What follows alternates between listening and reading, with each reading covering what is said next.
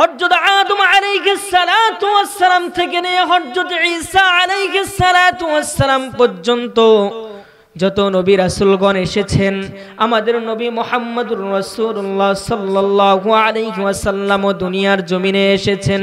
সকল নবী কিন্তু আমার রবের পাগল ছিলেন। কার পাগল? আল্লাহ পাকের পাগল ছিলেন আমার সকল নবী রাসূলগণ। আদম আলাইহিস সালাতু ওয়াস সালাম আমার মালিকের পাগল,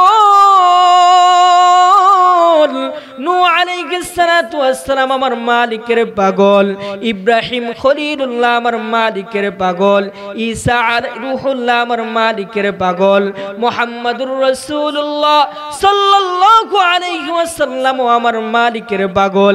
ইব্রাহিম খলিলুল্লাহ একদিন শুধু সব সময় আল্লাহ পাকের নাম জপতে থাকে, আল্লাহ আল্লাহ বইলা জপতে থাকে, মালিককে শুধু ডাকে।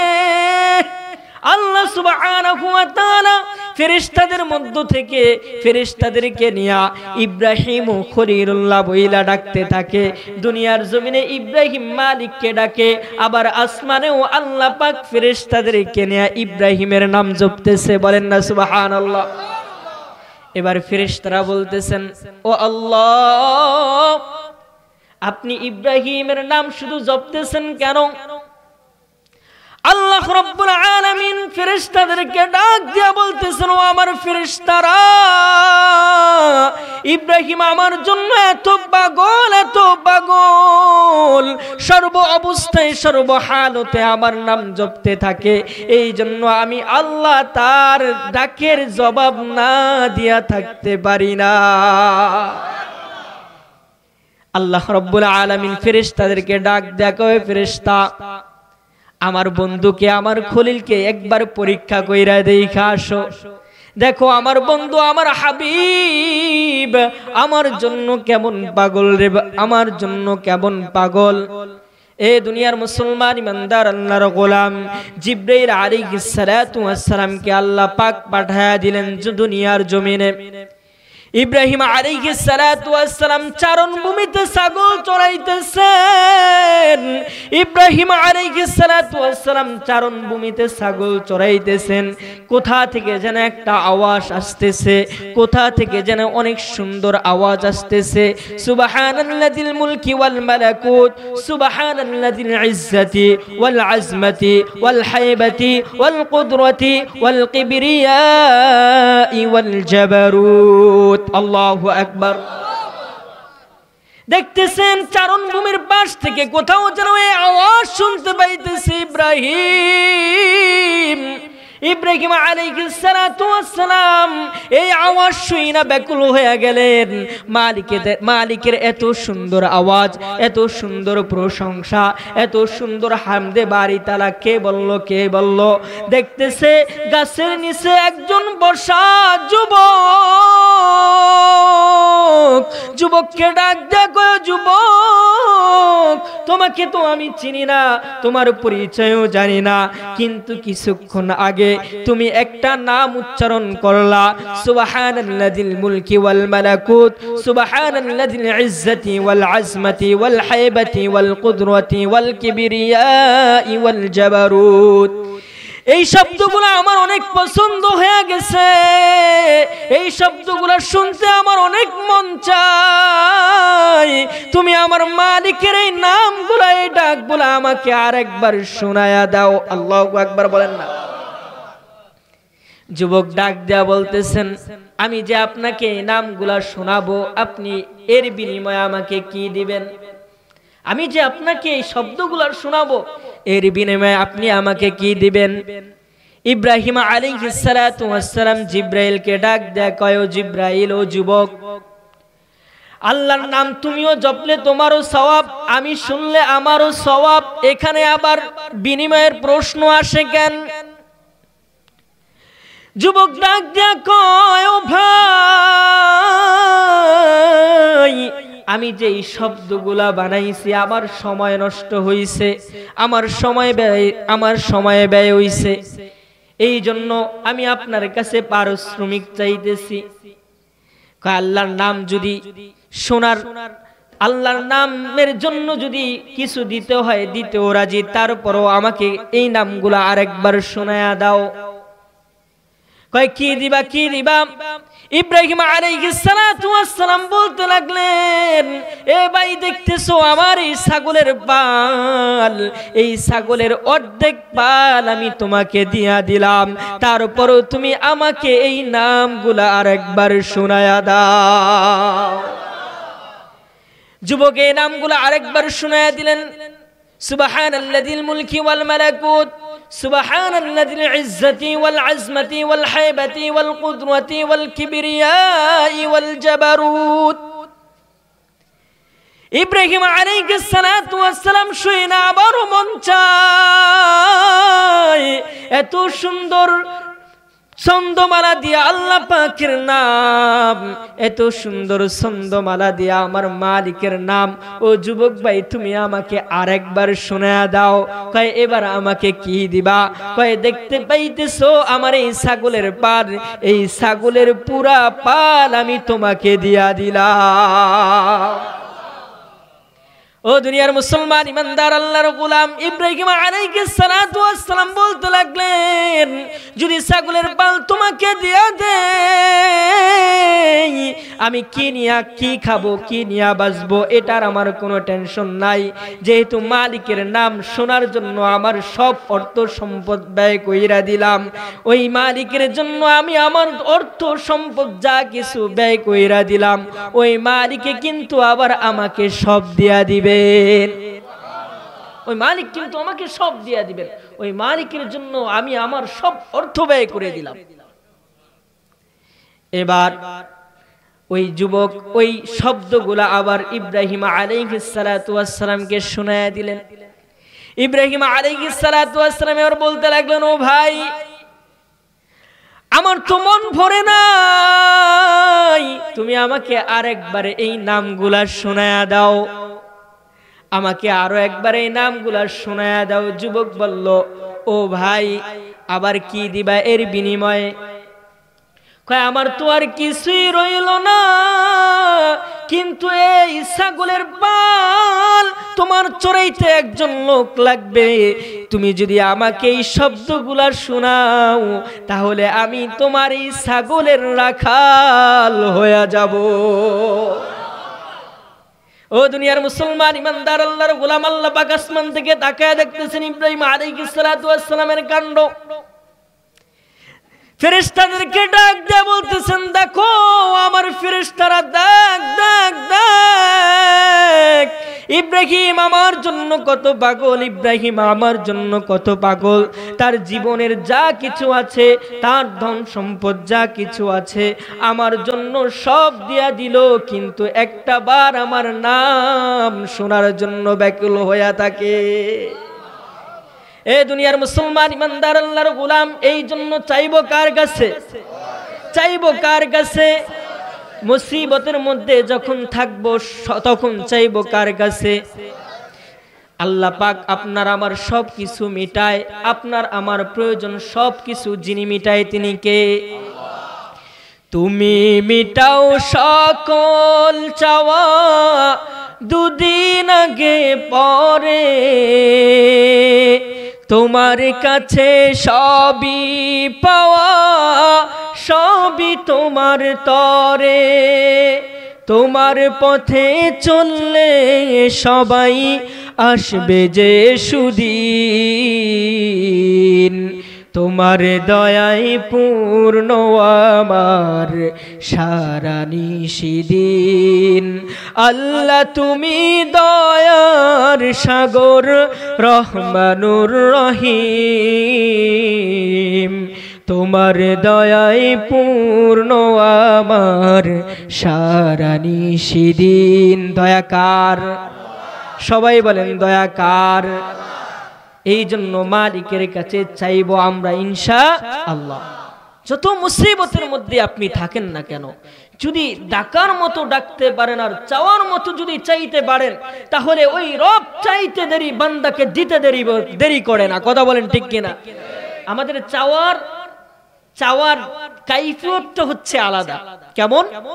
আমরা মুসিবতের মধ্যে যখন পড়ি তখন মালিকের কাছে চাই না, দুনিয়ার জমিনে নেতা খেতা পাতি নেতা ছোট চামচ বড় চামচের কাছে চাই। কথা বলেন ঠিক কিনা? এরা দেখবেন দীর্ঘ 16 বছর পর্যন্ত তেল মারতে মারতে তেলের দাম বাড়ায় দিছে। কথা বলেন ঠিক কিনা? এরাই আবার ঢাকার শহরে দেখা যায় পোস্টার লাগায়া, পোস্টার কি লাগায়া এরাই আবার স্বৈরাচার বলতে বলতে বলতে মুখে ফেনা তুলতেছে। ঠিক কি ঠিক না? এদের কাছে আপনারা চান, কিন্তু না, বান্দা চাইবে একমাত্র কার কাছে? আল্লাহর কাছে। এই আল্লাহর নামকে ধূলিসাৎ করে দেওয়ার জন্য দুনিয়ার জমিনে অনেক দানব মানব ছিল আল্লাহর নামকে ধ্বংস করে দেওয়ার জন্য। যেমন ফেরাউন আল্লাহ পাকের নামকে বিলীন করে দেওয়ার ষড়যন্ত্র করেছিল, নমরুদ আল্লাহ পাকের নাম বিলীন করে দেওয়ার ষড়যন্ত্র করেছিল, আবু জাহেল উতবা শাইবা আবু লাহাব আমার মালিকের নাম ডাকা পছন্দ করতেন না, মালিকের নাম বিলীন করে দেওয়ার জন্য তারা ষড়যন্ত্র করতেছে। দুনিয়ার জমিনে এই নামটার জন্য কত নবী রাসূলগণ আল্লাহ পাকের এই নামের জন্য, তাওহীদের জন্য আদম আলাইহিস সালাতু ওয়াস সালাম থেকে মুহাম্মাদুর রাসূলুল্লাহ সাল্লাল্লাহু আলাইহি ওয়াসাল্লাম পর্যন্ত যত নবী রাসূলগণ এসেছেন প্রত্যেককে আল্লাহ পাক একটা বাণী দিয়া পাঠাইছেন, সেই বাণীটা হচ্ছে তাওহীদের বাণী। বলেন না সুবহানাল্লাহ। আমি আমার মূল আলোচনায় যাব। আমি আপনাদের সামনে একটি সূরা তেলাওয়াত করেছি, সেই সূরাটার তো আপনারা সকলেই জানেন না? আমি ছোট ছোট সূরার ব্যাখ্যা করি কেন জানেন? আমি বিভিন্ন মাহফিলে আমি ছোট ছোট সূরার ব্যাখ্যা এই জন্য করি, এই সূরাগুলা আপনাদেরও মুখস্থ আছে কম বেশি, ছোটদেরও মুখস্থ আছে। কথা বলেন ঠিক কিনা? এই ছোট ছোট সূরাগুলা আপনারা যাতে করে জানতে পারেন এই সূরার মধ্যে আল্লাহ পাক কি বলেছেন, মালিক কি বলেছেন, একবার জানাও হইল এবং বোঝাও হইল। এই জন্য আমি ছোট ছোট সূরার ব্যাখ্যা করি। আমি যেই সূরায়ে কারীম, যেই সূরাটা আপনাদের সামনে তেলাওয়াত করেছি, সেই সূরাটার নাম হচ্ছে সূরাতুল লাহাব। সেই সূরার নাম কি? সূরায়ে লাহাব। সেই সূরার নাম কি? সূরায়ে লাহাব।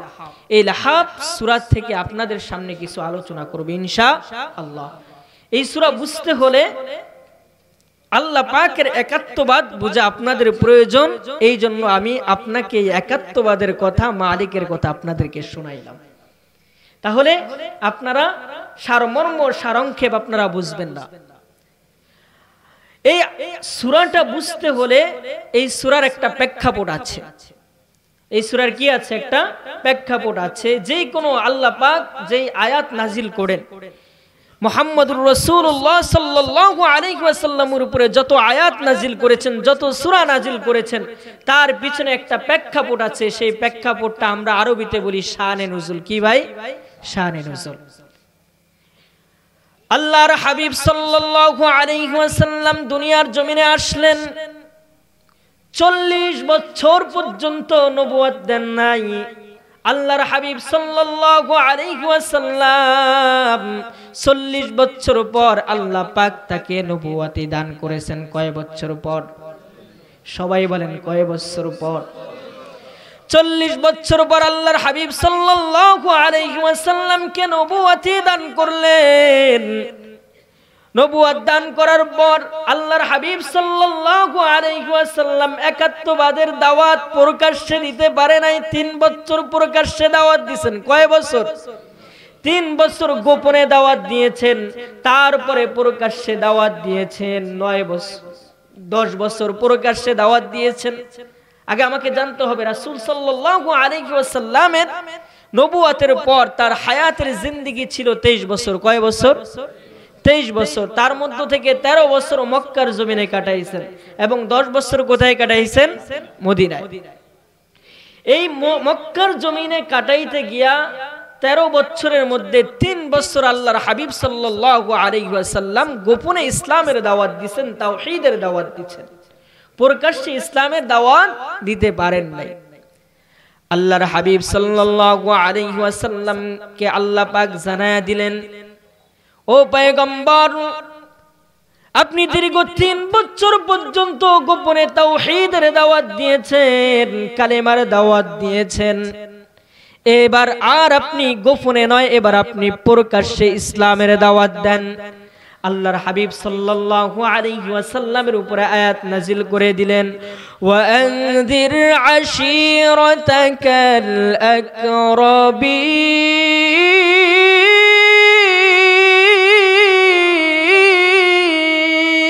আল্লাহু আকবার। আল্লাহর হাবিব সাল্লাল্লাহু আলাইহি ওয়াসাল্লামকে আল্লাহ পাক আয়াত নাজিল করে দিলেন, ও পয়গম্বর, ও বন্ধু আমার, আর গোপনে ইসলামের দাওয়াত নয়, এবার প্রকাশ্যে আপনি ইসলামের দাওয়াত দেন। আপনার পরিবার পরিজন যারাই আছে, আপনার চাচা, আপনার খালা, আপনার ফুফু যারাই আছে, তাদের মধ্যে ইসলামের দাওয়াত দিয়া দেন। ও দুনিয়ার মুসলমান ইমানদার আল্লাহর গোলাম, আল্লাহর হাবিব সাল্লাল্লাহু আলাইহি ওয়াসাল্লাম চিন্তা করতে লাগলেন কিভাবে ইসলামের দাওয়াত দেওয়া যায়। মানুষের ধারে ধারে গিয়া তো ইসলামের দাওয়াত দেওয়া যাবে না, কয়জনকে গিয়া দাওয়াত দিব? দেখেন এখানে আপনারা কতজন মানুষ আছেন, প্রত্যেকটা মানুষের বাড়িতে বাড়িতে গিয়া যদি আমি এই কথাগুলো আপনাদেরকে বলতাম তাহলে কত সময় যেত? অনেক সময় যেত না? তো একটা মজমা করেছেন, 10 বাড়ির 10 মায়ের সন্তান এখানে আসতে পেরেছেন, সেই বিদায় আপনারা সকলে আমার জবান থেকে এই কথাগুলো শুনতেছেন। কথা বলেন ঠিক কিনা? আল্লাহর হাবিব সাল্লাল্লাহু আলাইহি ওয়াসাল্লাম চিন্তা করতে লাগলেন কিভাবে ইসলামের দাওয়াতটা দেওয়া যায়। মক্কার কাবা ঘর থেকে পশ্চিম দিকে অথবা পূর্ব দিকে, পশ্চিম অথবা পূর্ব কোণে সাফা পাহাড় আছে। কি পাহাড়? সাফা পাহাড়। আরবের লোকের একটা ঐতিহ্য ছিল, কোন দুঃসংবাদ যদি থাকতো সাফা পাহাড়ের উপরে উইঠা সকলকে ডাকতেন এবং সবাই ওই পাহাড়ের নিচে আইসা কি হইতো? জামাত হইতো। আল্লাহর হাবিব সাল্লাল্লাহু আলাইহি ওয়াসাল্লাম চিন্তা করতে লাগলেন কিভাবে এই ইসলামের দাওয়াত দেওয়া যায়, তাওহীদের দাওয়াত দেওয়া যায়। ফজরের নামাজ পড়িয়া আল্লাহর হাবিব সাল্লাল্লাহু আলাইহি ওয়াসাল্লাম সাফা পাহাড়ের চূড়ায় উইঠা ডাকা শুরু করলেন, ইয়া সাবাহা, ইয়া সাবাহা। এই কথা বইলা প্রত্যেকটা মানুষকে ডাকতে লাগলেন, প্রত্যেকটা গোত্রের মানুষকে ডাকতে লাগলেন, ইয়া কুরাইশ, এ কুরাইশ বংশের লোকেরা, ইয়া বনু আদম, হে বনু আদমের লোকেরা, তোমরা সকলেই জামাত হও। সবাই আল্লাহর হাবিব সাল্লাল্লাহু আলাইহি ওয়াসাল্লামের কথা শুইনা, আল্লাহর হাবিব সাল্লাল্লাহু আলাইহি ওয়াসাল্লামের আওয়াজ শুইনা সাফা পাহাড়ের নিচে আইসা সবাই জামাত হয়ে গেল।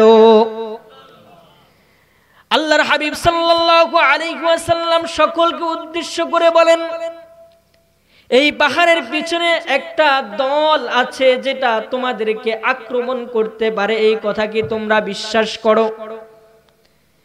সবাই জবাবে বলতে লাগলেন, ইয়া মুহাম্মদ, হে মুহাম্মদ, জীবনে কোনোদিন তুমি মিথ্যা কথা বলো নাই, আজও তুমি মিথ্যা কথা বলতে পারো না। আমার আপনার নবী মুহাম্মদুর রাসূলুল্লাহ সাল্লাল্লাহু আলাইহি ওয়াসাল্লাম কোনোদিন মিথ্যা কথা বলেছেননি? কোনোদিন মিথ্যা কথা বলেন নাই। আরবের লোকেরা, কাফের মুশরিকরা, ইহুদি নাসারারা আমার আপনার নবীকে মুহাম্মদুর রাসূলুল্লাহ সাল্লাল্লাহু আলাইহি ওয়াসাল্লামকে আল আমিন বইলা উপাধি দিয়েছেন। কি বইলা? আল আমিন বইলা উপাধি দিয়েছেন, বিশ্বাসী বলতেন। ও দুনিয়ার মুসলমান ইমানদার আল্লাহর গোলাম, ওই মক্কার জমিনের লোকেরা মুহাম্মদকে বিশ্বাস কইরা তাদের ধন সম্পদ স্বর্ণ অলংকার মুহাম্মদের কাছে জমা রাখতেন। বলেন না সুবহানাল্লাহ। এ দুনিয়ার মুসলমান ইমানদার আল্লাহর গোলাম, আল্লাহর হাবিব সাল্লাল্লাহু আলাইহি ওয়াসাল্লাম সবাইকে উদ্দেশ্য করে বলতে লাগলেন, আজকে এই পাহাড়ের পিছনে যদি একটা দল তোমাদেরকে যদি আক্রমণ করে, এটা কি তোমরা বিশ্বাস করবা? কয় হ্যাঁ, অবশ্যই বিশ্বাস করব। মুহাম্মদুর রাসূলুল্লাহ সাল্লাল্লাহু আলাইহি ওয়াসাল্লাম ডাক দিয়া কয়, নয়। হে আরবের মানুষেরা, হে আরবের যুবকেরা, হে আরবের মহিলারা, তোমরা শুনিয়া লও, তোমরা শুনিয়া লও, তোমরা লাত উজ্জার ইবাদত বাদ দাও, এক আল্লাহর গোলাম অনেক আযাবের সম্মুখীন হতে হবে। মুহাম্মদুর রাসূলুল্লাহ সাল্লাল্লাহু আলাইহি ওয়াসাল্লাম কুরাইশদেরকে ডাক দেয়, কুরাইশগণ, তোমরা এক আল্লাহর ইবাদত করো, লাত উজ্জার ইবাদত করো না, আমার মালিককে ডাকো, আমার মালিককে বিশ্বাস করো, তা না হয় তোমরা জাহান্নামের আগুনের মধ্যে পইরা যাইবা, কবরের আযাবের মধ্যে পইরা যাইবা। শুধু তাই নয়, তার মেয়ে ফাতেমাকে ডাক দেয়া কয়, ও ফাতেমা, তুমি নিজে জাহান্নামের আগুন থেকে বাঁচো, যদি আমার মালিককে দাও, আমার মালিককে জপো, আমার মালিককে এক আল্লাহ বইলা স্বীকার করো, আমার ধন সম্পদ যা কিছু আছে তারপরে তুমি নিয়ে যাও, তারপরও আমার আল্লাহকে আল্লাহ বইলা ডাকো, তুমি জাহান্নামের আগুন থেকে তুমি নিজেকে বাঁচাও। আমি মুহাম্মদ বলতেছি, আল্লাহর কসম করিয়া, কাল কিয়ামতের ময়দানে আমার মেয়ে ফাতেমা তুমি যদি ধরা খায়া যাও, আমি মুহাম্মদও কিন্তু কাল কিয়ামতের ময়দানে তোমাকে রেহাই দিতে পারবো না। এ দুনিয়ার মুসলমান ইমানদার আল্লাহর গোলাম, কেমন কথা, কেমন কথা! এই কথা শোনার পর উতবা, শাইবা, আবু জাহেল চুপ রয়ে গেল। একজন ব্যক্তি ছিলেন তার আপন চাচা আবু লাহাব, বলতে লাগলেন, তাব্বাল্লাকা ইয়া মুহাম্মদ ওয়ালিহাদা জামাআতানা, তাব্বাল্লাকা ইয়া মুহাম্মদ, হে মুহাম্মদ, তোমার দ্বীন ধ্বংস হয়ে যাক, এই জন্য কি আমাদেরকে এখানে জামাআত করেছো? এই জন্য কি আমাদেরকে ডেকেছো? তোমার দ্বীন ধ্বংস হয়ে যাক। এই কথা বলার সাথে সাথে নিচের থেকে একটা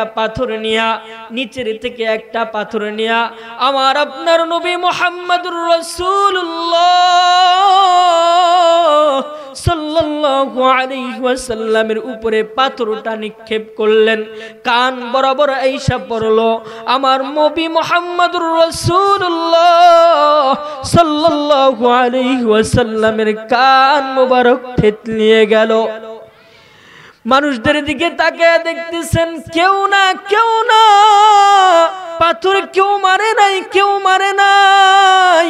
উতবা মারে নাই, আবু জাহেল মারে নাই, শাইবা মারে নাই, তার প্রিয় চাচা আবু লাহাব তাকে পাথর নিক্ষেপ করেছে। কে আবু লাহাব? কোন আবু লাহাব? যে আবু লাহাব মুহাম্মদুর রাসূলুল্লাহ সাল্লাল্লাহু আলাইহি ওয়াসাল্লাম যখন আগমন করেছে, মুহাম্মদুর রাসূলুল্লাহ সাল্লাল্লাহু আলাইহি ওয়াসাল্লাম যখন দুনিয়ার জমিনে এসেছে, আসার সময় তিনি খুশি হয়ে গেছে।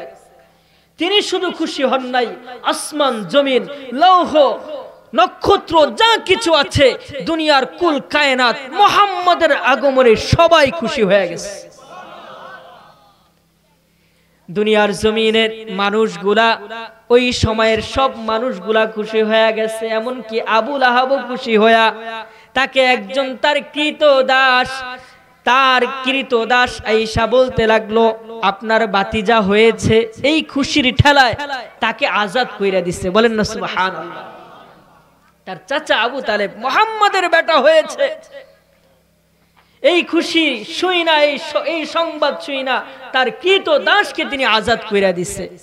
যখন নাকি 40 বছর পর তাওহীদের দাওয়াত তার চাচাকে দিল, আল্লাহ পাকের একাত্মবাদের দাওয়াত তার চাচাকে দিল, কিন্তু চাচা গ্রহণ করে নাই, বরং বলল, তাব্বাল্লাকা মুহাম্মদ ওয়ালিহাদা জামাআতানা, হে মুহাম্মদ তোমার দ্বীন ধ্বংস হয়ে যাক।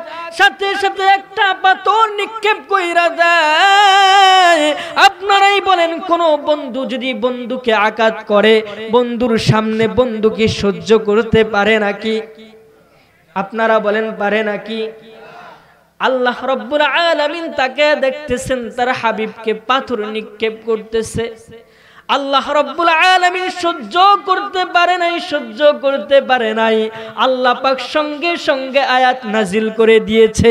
তুমি আমার হাবিবকে বলতেছো তাব্বাল্লাকা মুহাম্মদ, তাব্বাল্লাকা ইয়া মুহাম্মদ, তুমি আমার হাবিবকে বলতেছো তোমার দিন ধ্বংস হয়ে যাক, তুমি ধ্বংস হয়ে যাক। আমার হাবিব আমার বন্ধু ধ্বংস হবে না, আমার হাবিব আমার বন্ধু ধ্বংস হবে না। ও আবু লাহাব তুমি শুইনা রাখো, তুমি শুইনা রাখো, ও তুমি ধ্বংস হয়ে যাবা। আমি আল্লাহ পাক আয়াত নাজিল করে দিলাম তাব্বাত ইয়াদা আবি লাহাবি ওয়া তাব মা আগনা আনহু মালুহু ওয়া মা কাসাব সায়াসলা নারান যাতা লাহাবি وامرأته حمالة الحطب في جيدها حبل من مسد الله أكبر আল্লাহ রাব্বুল আলামিন আবু লাহাবকে ডাক দেখো, আবু লাহাব আমার বন্ধু আমার হাবিব ধ্বংস হবে না। তাব্বাত ইয়াদা আবি লাহাবি ওয়া তাব, ও আবু লাহাব ও তোমার দুই হাত, তোমার ধন সম্পদ যা কিছু আছে সব কিছু ধ্বংস হয়ে যাবে। বলেন না আল্লাহু আকবার। ও দুনিয়ার মুসলমান ইমানদার আল্লাহর গোলাম, এই জন্য মাল নিয়ে গর্ব করবেন না, ধন সম্পদ নিয়ে বড়াই করবেন না। দেখবেন দুনিয়ার জমিনে কারো যদি কয়টা টাকা হয়, কারো যদি সন্তান থাকে, দুনিয়ার জমিনে তার পাশ দিয়ে কিন্তু হাঁটা যায় না। ঠিক কি ঠিক না? এ দুনিয়ার মুসলমান ইমানদার আল্লাহর গোলাম, দুনিয়ার জমিনে অনেক বড় কোটিপতি দেখলাম আপনাদের চোখের সামনে, দুনিয়ার আযাবের ভয়ে দাড়ি সাইসা পালাইতে লইছে। ঠিক কি ঠিক না? দাড়ি সাইসা কি পালাইতে লইছে। বেড়ায় দেখেন তার টাকার কোনো অভাব নাই, কয়েক হাজার তার অফিস আদালতে তার গার্মেন্টসে কয়েক হাজার লোক কাজ করে, তার টাকার কোনো অভাব নাই। দুনিয়ার জমিনে তিনি ধরা খায়া গেছে, দুনিয়ার জমিনে তিনি ধরা খায়া গেছে। এই মাল সম্পদ দিয়া কিন্তু তিনি রেহাই পায় নাই। ওই কাল কিয়ামতের ময়দানে আপনার এই ধন সম্পদ দিয়ে আপনি রেহাই পাবেন কোশ্চিন কালেও না। আল্লাহ রাব্বুল আলামিন অন্যত্র আয়াতের মধ্যে বলেন ইয়াউমা লা ইয়ানফাউ মালুন ওয়ালা বানুন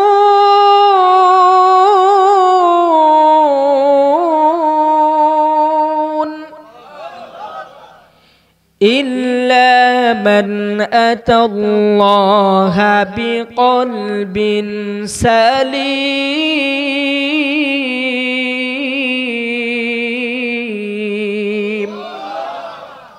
আল্লাহ রাব্বুল আলামিন বলতেছেন ইয়াউমা লা ইয়ানফাউ মালুন ওয়ালা বানুন।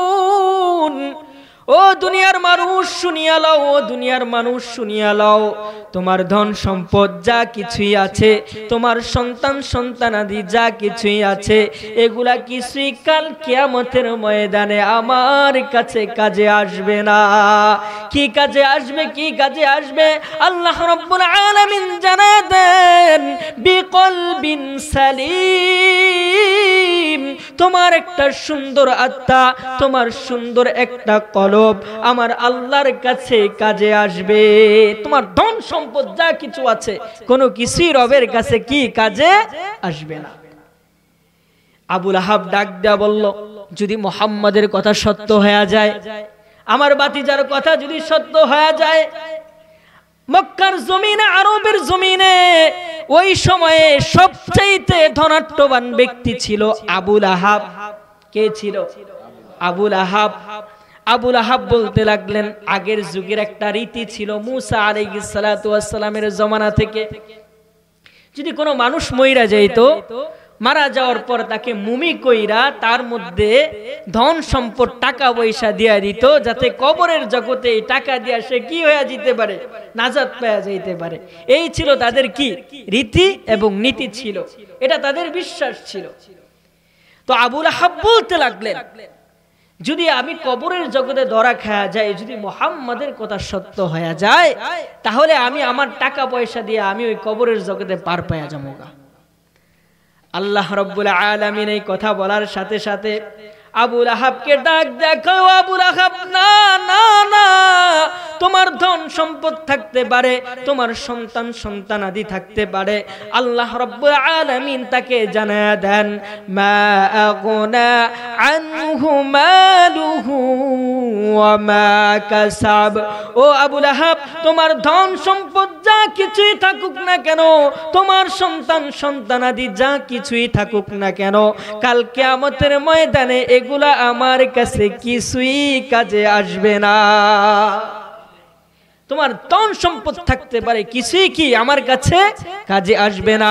ও আবু লাহাব, শুইনা লও, আমার বন্ধুকে কষ্ট দিয়েছো, আমার হাবিবকে কষ্ট দিয়েছো, আমার হাবিবকে শুধু কষ্ট দাও নাই, তাকে পাথর নিক্ষেপ করেছো।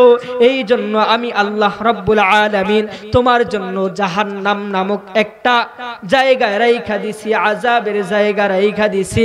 আল্লাহর হাবিব আল্লাহ সুবহানাহু ওয়া তাআলা জানায় দেন মা আগুনা আনহু মালুহু ওয়া মা কাসাব সায়াসলা নারান যাতা লাহাব। ও আবু লাহাব, তুমি অচিরেই জাহান্নামের অগ্নি শিখার মধ্যে নিক্ষিপ্ত হয়ে যাইবা। শুধু তুমি একা না, শুধু তুমি একা না, আল্লাহর হাবিব আল্লাহ সুবহানাহু ওয়া তাআলা জানায় দেন তুমি একা জাহান্নামের আগুনের মধ্যে জ্বলবা না, অমরাআতু, তোমার স্ত্রীও জাহান্নামের আগুনের মধ্যে নিক্ষিপ্ত হইবে। কারণ কি? কারণ কি? মুফাসসিরিনে কেরামরা বললেন এই আবু লাহাবের স্ত্রী মুহাম্মদুর রাসূলুল্লাহ সাল্লাল্লাহু আলাইহি ওয়াসাল্লামকে কম কষ্ট দেয় নাই, কম কষ্ট দেয় নাই। সে আবু লাহাবের মাথায় শুধু ইন্ধন দিত, ইন্ধন দিত কিভাবে মুহাম্মদকে কষ্ট দেওয়া যায়।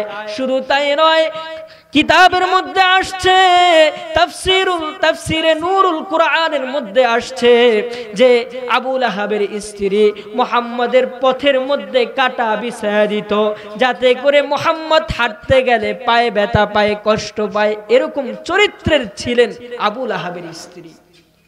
নাউজুবিল্লাহ বলবেন না? এত চরিত্রবান ব্যক্তি ছিল। মুহাম্মদকে কষ্ট দেওয়ার জন্য মুহাম্মদের পথের উপরে কি দিতেন? কাটা বিছায়া দিতেন। এমনকি বাড়ির সামনে কাটা বিছায়া দিতেন। মুহাম্মদ যখন ঘর থেকে বাইর হইত, ওই কাটা আঘাত খায়া মুহাম্মদ অনেক কষ্ট পায়া যাইত। আল্লাহর হাবিব আল্লাহ সুবহানাহু ওয়া তাআলা বলেন ও আবু লাহাব, তুমি নিজে কি আগুনে জ্বলবা না, তোমার স্ত্রীও জাহান্নামের অগ্নিশিখার মধ্যে নিক্ষিপ্ত হইবে। দুনিয়ার সমাজের মধ্যে এমন অনেক মা বোন আছে যে স্বামীকে ইন্ধন দিয়া মা বাবা থেকে দূরে সরায় রাখে। এমন স্ত্রী আছে না নাই? জোরে বলেন, আপনাদের সমানে আছে না নাই? বাবা মা যখন বৃদ্ধ হয়ে যায়, স্ত্রী ইন্ধন দিয়া দেয়। এই স্ত্রীদের জন্য আল্লাহ পাক মিসাল স্বরূপ দিয়া দিবেন, যেই স্ত্রীরা স্বামীকে কুমন্ত্রণা দেয়, যেই স্ত্রীরা স্বামীর মাথায় ইন্ধন দেয়। ও মা বোনেরা, তোমরা শুনিয়া লও, আল্লাহ সুবহানাহু ওয়া তাআলা তোমাদের জন্য এটা মিসাল দিয়া দিবেন, উদাহরণ দিয়া দিবেন। তোমরা যদি তোমাদের স্বামীর মাথায় এরকম ইন্ধন দাও, তাহলে তোমাদেরকেও জাহান্নামের মধ্যে জ্বলতে হবে। কথা বলেন ঠিক কিনা? এ দুনিয়ার মুসলমান ইমানদার আল্লাহর গোলাম, বর্তমান সময়ে দেখবেন বাবা মা যখন বৃদ্ধ হয়ে যায়, বাবা মা যখন বার্ধক্য জীবনে চইলা আসে, সন্তান মা বাবাকে ঘরে রাখতে চায়, কিন্তু পুতের বউরা কি করে জানেননি? তোমার মা বাবার খেদমত করতে পারবো না, রান্না বান্না কইরা খাওয়াইতে পারবো না, যাও যাও তোমার মা বাবাকে আলাদা কইরা দাও, আর না হয় তোমার মা বাবাকে বৃদ্ধাশ্রমে পাঠায়া দাও। এরকম আছে না নাই?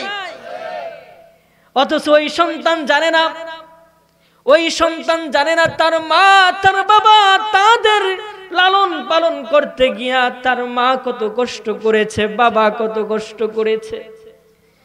ও দুনিয়ার মুসলমান ইমানদার আল্লাহর গোলাম, আল্লাহ সুবহানাহু ওয়া তাআলা পবিত্র কুরআনুল কারীমের মধ্যে জানায় দেন আমরা যখন মায়ের গর্ভের মধ্যে ছিলাম, আমরা যখন মায়ের ঔরসে ছিলাম, আমরা যখন 1 মাস 2 মাস 3 মাস আস্তে আস্তে আমরা ধীরে ধীরে বড় হতে লাগলাম, আল্লাহ পাক যখন আমাদের দেহের মধ্যে রূহ দিয়া দিল, তখন আমরা মায়ের গর্ভের মধ্যে লাড়াচাড়া শুরু কইরা দেই। বাচ্চা যখন মায়ের গর্ভের মধ্যে বড় হয়ে যায়, আমরা তখন মায়ের পেটের মধ্যে লড়াচড়া করি, লাথি মারি। মাই শুধু জানে ওই সময় সন্তান যখন মায়ের গর্ভের মধ্যে লড়াচড়া করে মার কত কষ্ট হয়, মার কত ব্যথা হয়। ও দুনিয়ার মুসলমান ইমানদার আল্লাহর গোলাম ও আমার যুবক ভাই, মা তখনই বোঝে। মা যখন একনালা খাবার খায়, আমি খাবার খাই, ক্ষুধা নিয়ে খাবার খায়, মা একনালা খাবার খাইছে, পেটে যখন খাবার গেল, সন্তান মার পেটের মধ্যে একটা লাড়া দেয়, মা সন্তান পেটের মধ্যে একটা লাথি দেয়, মা ওই খাবারের প্লেট থুইয়া উইঠা যায়, গিয়া নীরবে একলা একলা কান্না করতে থাকে, একলা একলা কান্না করতে থাকে, কাউকে বুঝতে দেয় না রে বাবা। শাশুড়ি মা ডাক দেখো, বৌমা কেন তুমি এখানে আইসা তুমি একা একা কান্না করো? আমার সন্তান তোমাকে কিছু বলেছে নাকি? কয় না না, আপনার সন্তান আমাকে কিছু বলে নাই। কয় অন্য কেউ তোমাকে কিছু বলেছে নাকি? কয় না না না, অন্য কেউ আমাকে কিছু বলে নাই। শাশুড়ি বুঝতেও দেরি করে নাই, শাশুড়ি ডাক দেয়া কয়, ও বৌমা তুমি এই কাল পার করতেছো, আমিও তো কোনো এক সময় এই কাল পার করছি। আমার সন্তান যখন পেটের মধ্যে ছিল, আমার সন্তান যখন আমার পেটের মধ্যে ছিল, আমার কত যে কষ্ট হয়েছে আমি কাউকে বলতে পারি নাই। শুধু তাই নয়, শুধু তাই নয়, কোরআন প্রমাণ করে, হাদিস প্রমাণ করে, দুনিয়ার জমিনে যখন আমরা মায়ের গর্ভ থেকে ভূমিষ্ঠ হই, মায়ের গর্ভ থেকে ভূমিষ্ঠ হই, ও দুনিয়ার মুসলমান, মার কত যে কষ্ট হয়, মার কত যে কষ্ট হয়। আল্লাহ পাক বলেন ওই মুহূর্তটা যেন 7 আসমান মায়ের মাথার উপরের মধ্যে পইরা যায়। এত কষ্ট একজন মাই জানে, একটা সন্তান দুনিয়ার জমিনে দুনিয়ার মুখ দেখাইতে তার কত যে কষ্ট হয়। ও দুনিয়ার মুসলমান ইমানদার আল্লাহর গোলাম, 7 আসমান 7 জমিন তার মাথার উপরে পইরা যায়। কোরআনের কথা, ওয়াহনিন আলা ওয়াহনুন, এই আয়াত প্রমাণ করে দেয় যে 7 আসমান 7 জমিন মায়ের মাথার উপরে তখন পইরা যায়। ও দুনিয়ার মুসলমান ইমানদার আল্লাহর গোলাম, দুনিয়ার জমিনে মানুষ কিন্তু 45 ডিগ্রি ব্যথা অনুভব করতে পারে। 45 ডিগ্রি কি ব্যথা সহ্য করতে পারে। এর 1% যদি বেশি হয়ে যায়, ওই দুনিয়ার জমিন থেকে ওই লোকটা মারা যায়। কিন্তু মা যখন সন্তান প্রস্রাব করে 45 ডিগ্রি নয়, 45 ডিগ্রি নয়, 100 অধিক ডিগ্রি ব্যথা মা অনুভব করে। আল্লাহ পাক ওই সন্তানকে দুনিয়ার জমিনে মা মুখ দেখায় ওই ব্যথা অনুভব কইরা।